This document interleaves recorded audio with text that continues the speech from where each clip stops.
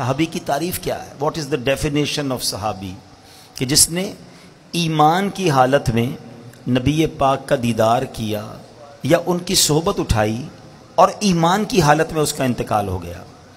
اچھا، یہ درجہ جب مل گیا کسی کو تو کیسا درجہ ملا کہ دنیا کا کوئی غوث، کوئی کتب، کوئی ابدال، کوئی ولی وہ کسی صحابی کے مرتبے تک نہیں پہنچ سکتا۔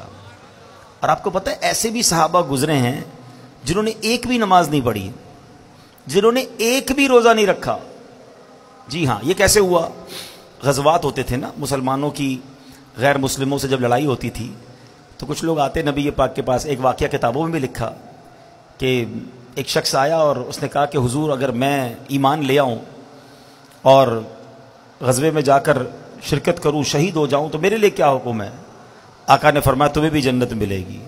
کلمہ پڑھا اور لڑنے چلے گئے اور شہید ہو گئے۔ کوئی نماز ہی نہیں پڑھی، کوئی سجدہ ہی نہیں کیا، لیکن چونکہ دیدار مصطفیٰ ہو چکا تھا، ایمان کی حالت میں جلوہ جانا دیکھ لیا تھا، تو کروڑوں نماز پڑھنے والے، سجدے کرنے والے، لاکھوں عبادتیں کرنے والے ایک طرف، اور جس نے جلوہ جانا دیکھ لیا اس کا مرتبہ ایک طرف۔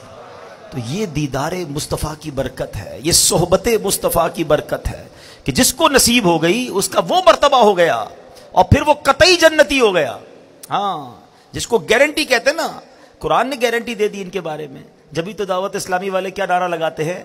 ہر صحابی نبی، ہر صحابی۔ ہاں، اس میں کوئی کیٹیگرائز نہیں ہے۔ بے شک صحابہ میں مرتبے بہت بلند ہیں، عشرہ مبشرہ کی بات اور ہے، پھر بیت رضوان والوں کی بات اور ہے، اصحاب بدر کی بات اور ہے، لیکن کوئی بھی صحابی ہے چاہے وہ چند گھنٹے، چند منٹ پہلے مسلمان ہوئے ہوں، مگر چونکہ جلوہ جانا دیکھا، صحبت مصطفیٰ اٹھائی، تو وہ درجہ مل گیا کہ زمانے کا غوث بھی اس کا مرتبہ نہیں پا سکتا۔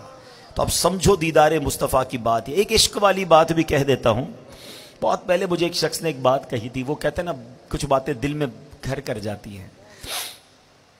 انہوں نے ایک بات کہی تھی کہ مدینہ شریف میں ملاقات ہوئی تھی اور انہوں نے ایک جملہ کہا کہ پتہ ہے کدھر آئے ہو؟